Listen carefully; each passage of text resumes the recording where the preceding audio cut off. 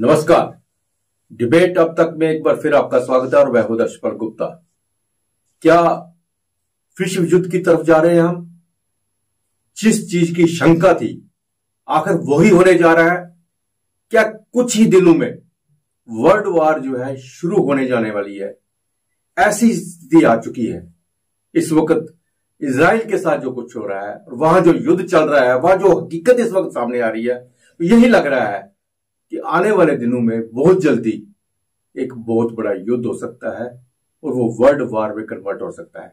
हमारे साथ है ब्रिगेडियर विजय सागर धीमान साहब, उनसे हम जानकारी लेंगे। धीमान साहब, आपका बहुत बहुत स्वागत है। थैंक यू वेरी मच, बहुत बहुत धन्यवाद, आपने मुझे अपनी चैनल पे बुलाया।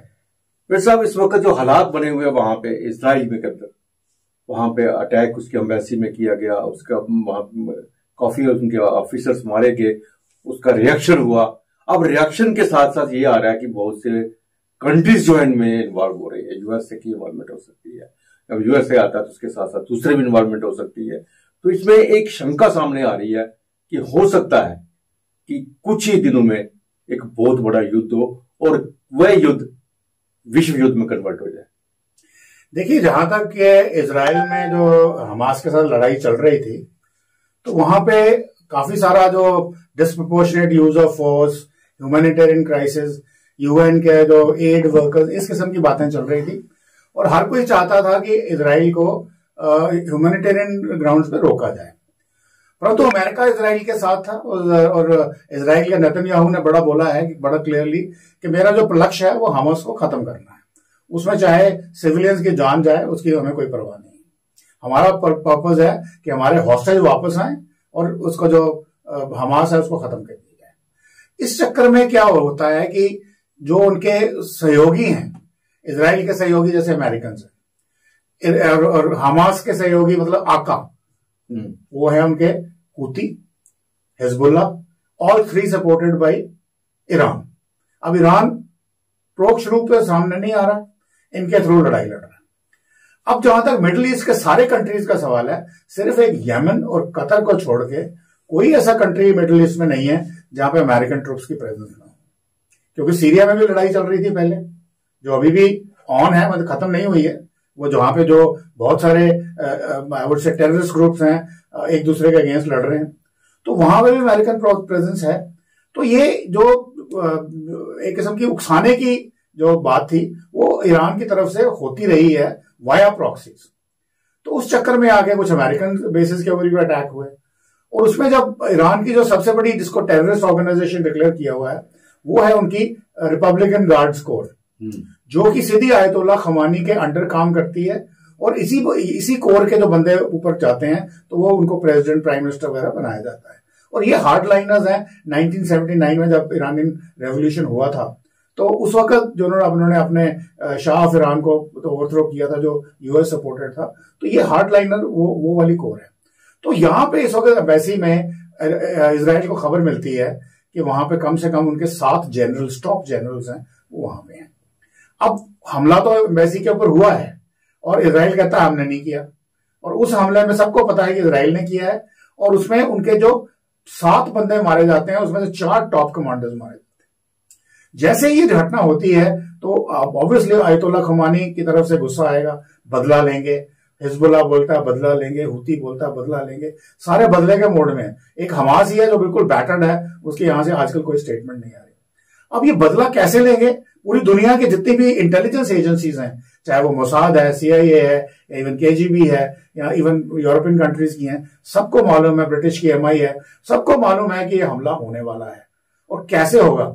और इजराइल को उन्होंने तैयार किया, और कैसे तैयार किया वो मैं आपको बताता हूं।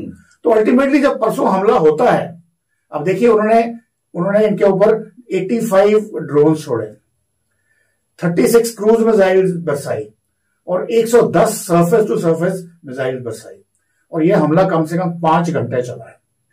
पहली बार हुआ है कि यह हमला इजराइल की ईरान की धरती से हुआ है, या सीरिया की धरती से हुआ है, और या यमन की धरती से हुआ है। आज तक जो भी हमले हुए हैं इजराइल के ऊपर वो सब प्रॉक्सीज के थ्रू हुए हैं, ये डायरेक्टली हुआ है। अब चूंकि इजराइलीज तैयार थे, उन्होंने अपने सारे प्रिकॉशंस ले रखे थे। रोज खबरें आ रही थी कि अपने ऑल ओवर द वर्ल्ड जितनी उनकी एम्बेसीज हैं सबको आगाह किया जा रहा था कहीं पे भी हो सकता है। तो और मेनलैंड इसराइल के ऊपर हमला होना बड़ी एक जबरदस्त रियलिटी थी। तो उसके चक्कर में उन्होंने मिलकर जो घेराबंदी करी, अमेरिका ने, इंग्लैंड ने, फ्रांस ने, इवन कहते हैं सऊदी अरेबिया ने मिलकर इसराइल को एक जबरदस्त एयर डिफेंस सिस्टम्स के डिप्लॉयमेंट करी। उन्होंने अपने हवाई जहाज चलाए। जॉर्डन के जो एयरफोर्स थी वो अपने स्क्रैम्बल करके इनके जो ड्रोन थे या मिसाइल से इनको शूट कर रही थी। तो अल्टीमेटली ओवरऑल ये हुआ है कि इसराइल के ऊपर जो सारे इतने अटैक हुए हैं वो सबके सब निरस्त कर दिए गए हैं। सिर्फ एक जो नेवाटम एयरबेस है जहां से वो स्ट्राइक लॉन्च की थी उन्होंने, इसराइली उसका रिफ्लेक्शन ईरानियन एम्बेसीज के ऊपर डेमेस्कस में, वो वाले बेस में कहते हैं थोड़ी डैमेज हुई है। तो कहने को अभी सारी दुनिया ये कह रही है कि भाई आप पीस के साथ चलिए, डायलॉग बात करिए, रिटेलिएट मत करिए, बदला मत लीजिए। परंतु इसराइल के अंदर क्या है, नेतन्याहू अगर बदला नहीं लेता, इसका रिटेलिएट नहीं करता है, तो एज इट इज उनकी वॉर कैबिनेट में फिशर्स है, उनके ऊपर ऑलरेडी प्रेशर है कि हॉस्टेजेस वापस नहीं आ रहे हैं। अगर वो बदला नहीं लेंगे तो उनकी हार निश्चित है। जैसे ही ये वॉर खत्म होती है वो जरूर लेंगे। इधर से इजरायलीज ने बोलना शुरू कर दिया है कि article 51 of UN charter, right to self defence, अगर आप हमें बदला लेंगे तो हम भी आप पे अटैक करेंगे। अब इसके साथ साथ में हालांकि चाइना, रशिया या टर्की या नॉर्थ कोरिया वो बोल रहे हैं कि हम ईरान को बोल रहे हैं कि आप पीसफुल करिए, डायलॉग करिए। सिमिलरली अमेरिका भी बोल रहा है पीसफुल डायलॉग। और कल उन्होंने सिक्योरिटी काउंसिल की इमरजेंसी मीटिंग भी बुलाई, तो उसमें अमेरिका ने बोला कि मैं P7 को लेकर के मोबाइलाइज करूंगा अगेंस्ट ईरान डिप्लोमेटिकली, ताकि वो ना करे। मैं कहता हूँ ये सब दिखाने वाली बात है। वो पीसफुल डायलॉग की बात करते हैं, दूसरी तरफ से उनके जो गन्स हैं पूरी मदद करते हैं, पूरा ऑलमोस्ट पूरा विश्व इसमें इन्वॉल्व हो चुका है। तो इसलिए मैं बोल रहा हूं कि इस चक्कर में यदि ये एस्केलेशन होती है, क्योंकि जो युद्ध का एस्केलेशन लैडर होता है, एकदम से डायरेक्टली वो वर्ल्ड वॉर या एकदम से परमाणु बम नहीं होता है, धीरे धीरे होता है। अगर परमाणु बम की तरफ भी जाना पड़ेगा, पहले शायद वो थर्मोबैरिक बम का इस्तेमाल करेंगे, फिर शायद टैक्टिकल न्यूक्लियर, फिर उसके बाद वो करेंगे, और वो भी फिर बाकी जो कंट्रीज इन्वॉल्व है उनकी मेन लैंड पे करना। तो ये एक लैडर है। तो अब यहाँ पे लैडर जो है अगला स्टेप जा सकता है, बिकॉज 100% इजराइल अटैक करेगा, मेरी असेसमेंट। लेकिन इस बीच में जो ईरान ने शिप, जो कार्गो शिप पकड़ा है, उसमें ऊपर 15 हमारे इंडियन वीजा है उस वक्त। और यहाँ पे इस वक्त इलेक्शन का माहौल है, सारे के सारे जो है हमारी जो आपके प्राइम मिनिस्टर से लेके सभी बिजी हैं इस वक्त इलेक्शंस में, और इस वक्त 15 इंडियन की जान भी वहां खतरे में है।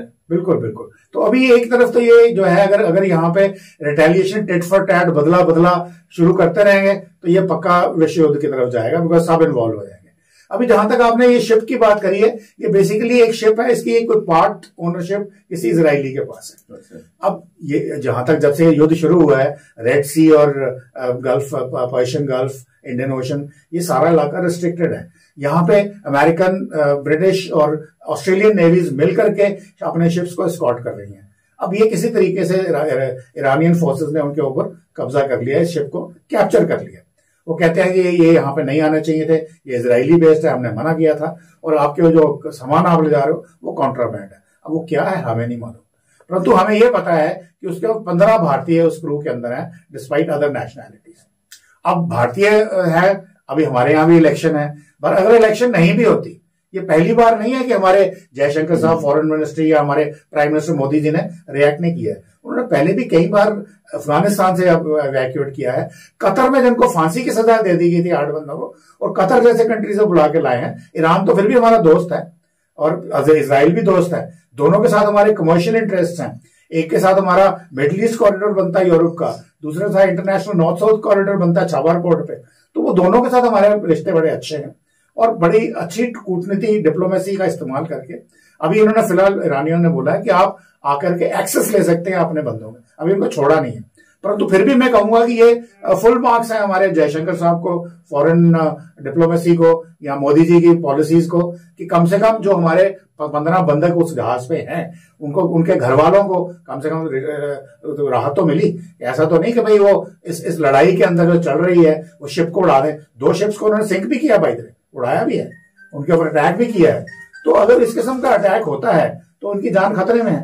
परंतु मेरे को लगता है जो पहला स्टेप है वो उन्होंने बचा लिया, जान कम से कम सेफ है, और हो सकता है 2-4-5 दिन में उनको छुड़ा भी दिया जाए। फिर साहब अब सवाल ये पैदा होता है कि ये अगर विश्व युद्ध की तरफ जा रहे हैं, जिस तरह से बादल मंडरा रहे हैं विश्व युद्ध के, सब कुछ आपने बताया, और भारत के इलेक्शन में इस वक्त लड़ रहे हैं, सारे सभी बिजी हैं, इन हालात पे अगर वर्ल्ड वार शुरू हो जाता है या कुछ होता है तो उसका असर जो है इंडिया के ऊपर क्या होगा, और इंडिया को क्या प्रिकॉशन लेने पड़े, और उसका उस पर क्या रोल होगा? देखिए, जहां तक ये अटैक हुआ है सैटरडे को, कल संडे था, स्टॉक मार्केट खुली नहीं। आज आपने देखा, हमने सबने यही प्रेडिक्ट किया था कि मार्केट जब खुलेगी नेगेटिव में खुलेगी, जबरदस्त नेगेटिव में खुलेगी, परंतु हमने देखा कि negative, world over market negative में गई है, इंडिया भी गई है, मगर 1% -2% इस किस्म की परसेंटेजेस है। तो उम्मीद ये जताई जा रही है कि by the end of the day ये शायद वापस आ जाएगा।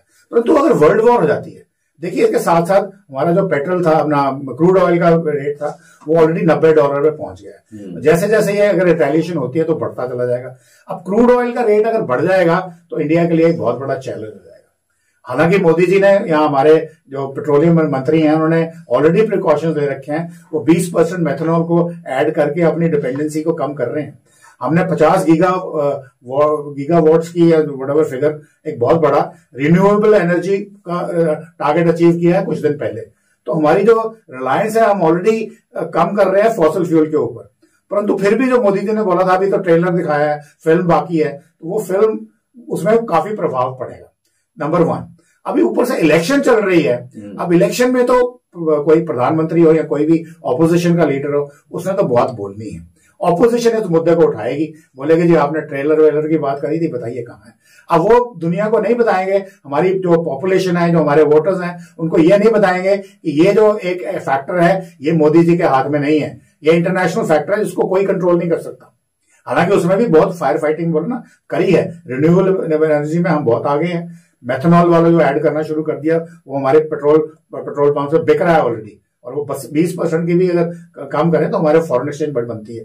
फिर हमने अपनी कूटनीति के हिसाब से, रशिया यूक्रेन में भी हमारा वहां था, फिर रशिया से हमने चीप ऑयल ले लिया, तो वो भी हमारी कूटनीतिक विजय है। तो इस किस्म की जो प्रिकॉशन, इकोनॉमी पे जो इफेक्ट पड़ेगा जरूर, परंतु फिर भी मैं ये कहूंगा कि मोदी जी की लीडरशिप में इनफ मेजर्स लिए जा चुके हैं जहां तक हम इनको कंट्रोल कर सके, एक रीजनेबल डैमेज को हम बचा सके। आने वाला समय ही बताएगा क्या होने जा रहा है, लेकिन हालात इस वक्त जो है वो बहुत गंभीर है। हालात बिल्कुल गंभीर है। बिकॉज देखिए, मैं कल भी न्यूज चैनल पे बोल रहा था, मेरे को एंकर ने बोला कि आप क्या बोल रहे हो, आप ह्यूमैनिटेरियन में विश्वास नहीं करते।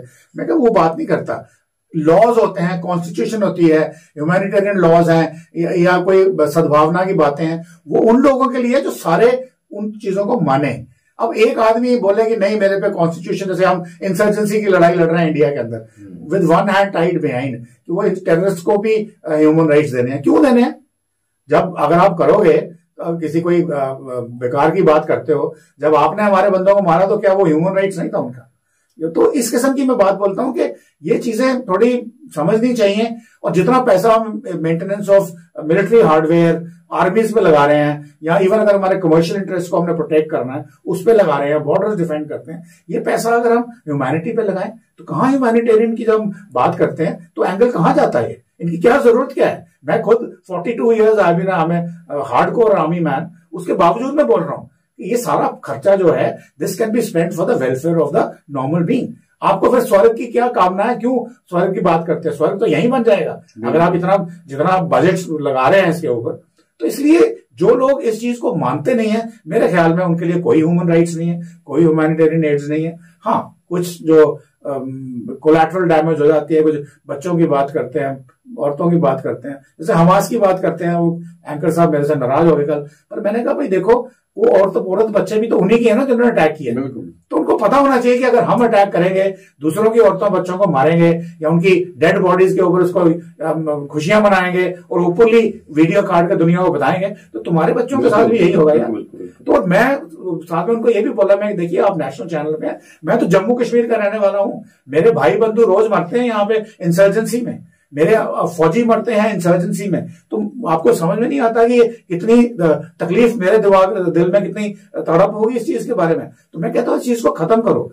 एक ये बदला लेना है, या अब बदला लेना है, उसने कल मेरे साथ ये किया था, वो आपने क्यों किया था, वो क्या पहले किया था। अभी जैसे हमास की बात चल रही थी, वो लेते लेते पहुंच गए जब वो अपने एडम एंड ईव का जो चौथे बेटे थे, जिनके 3 बेटे थे, एक क्रिश्चियनिटी बन गई, एक इस्लाम बन गया और एक जूडाइज्म बन गया। अब वहां तक अपने बदलों को लेके जाओगे? छोड़िए, आज प्रेजेंट में जिए, आज जो सिचुएशन है अपनी हालात को बेटर करिए।